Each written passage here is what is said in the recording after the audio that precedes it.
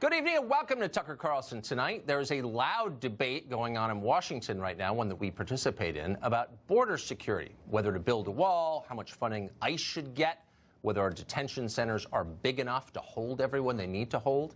People argue about these questions every day. You watch it on TV. And so it seems like the parties are divided on the matter.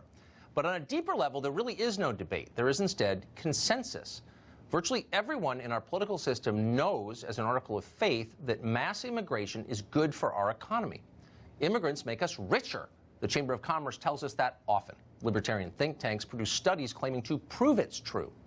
In the Democratic Party, it is a bedrock principle.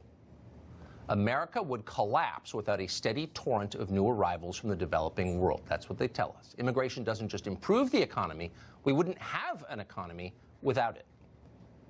I want us to be a country where hard-working immigrants who pay taxes, and by the way, 1/2 of undocumented workers pay federal income taxes. These people are just waiting for a chance to be able to contribute fully.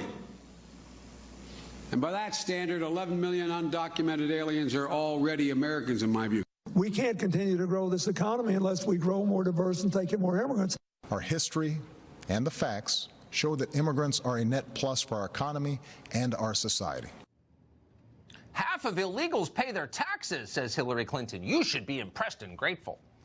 Well, this is not a new talking point, as you could tell from the aging video we just showed you.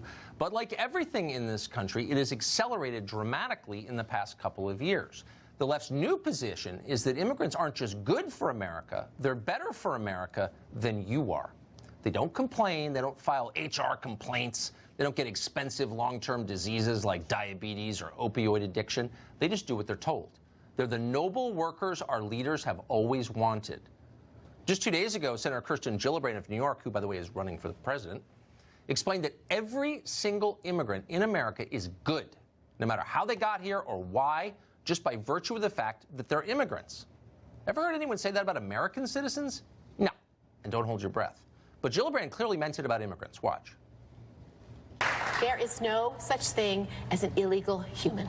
You have immigrant populations across this state, refugee populations that make your economy stronger, that make your city and states stronger, that make this country stronger. Falsest person in Washington. But she's saying something that everyone else believes. Immigrants make our economy stronger. Okay, that's the claim. Is it true? Well, in some cases, it is true. Plenty of immigrants have done a great job in this country. They are highly patriotic. They're successful in business. They are great neighbors and friends. Everybody knows people like that, and everybody's glad they're here. But not every immigrant is like every other immigrant. Now, don't tell Kirsten Gillibrand, but they're not all the same. Our current immigration system treats them like they are. It treats people like widgets. Our government does virtually nothing to separate the good from the bad. A system like that is not designed to help America. It's designed for the benefit of foreigners, and by that measure, it has been wildly successful. A new study shows that just last year, immigrants living in the United States sent at least $120 billion in remittances to the countries they came from. Even in an age of expanding costs, $120 billion is a lot of money. It's more, for example, than we spent on the first Gulf War. It's more than the entire Russian military spends every 2 years. That's enough money to buy Costco, not the stuff on the shelves, but the entire company, and still have $15 billion left over. That's a lot of money, and all of it could be going to Americans, many of whom badly need it. But instead, Mexico received $33 billion in remittances just last year. That country's own president admits the Mexican economy would go under without those remittance payments. In Guatemala, remittances from the United States amounted to a full 11% of their entire GDP. In El Salvador and Honduras, that's 18 and 20% respectively. In the past decades, those three countries have received a total of $120 billion in remittances from the United States. And by the way, it's not just Latin America that's benefiting from this. China, which hardly needs it, gets $15 billion a year in remittances. India, $10.5 billion. Vietnam, $7 billion. Nigeria, $5.5 billion. Russia, $300 million. We could go on and on. Now, none of this is an attack on immigrants. In most cases, they're just helping their families back home, and good for them. It's not their fault. It's our fault. Much of this money has never been taxed at any level. More than 10 million illegal aliens are believed to be working in this country under the table. And that's part of the reason that between 2012 and 2016, an estimated 39 million Social Security numbers were stolen from Americans for fraudulent use, a fact that's rarely reported. But legal or not, immigrants send their earnings abroad, and they pay nothing when they do it because remittances are untaxed.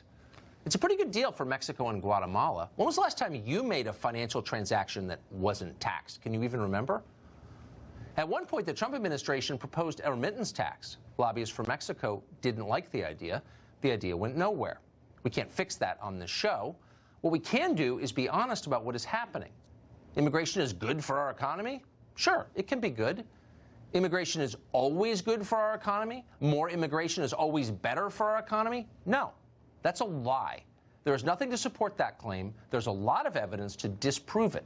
Anyone who tells you that, and that's pretty much everyone you see on television, either doesn't understand the subject or is lying to you purposefully, and maybe both, just so you know.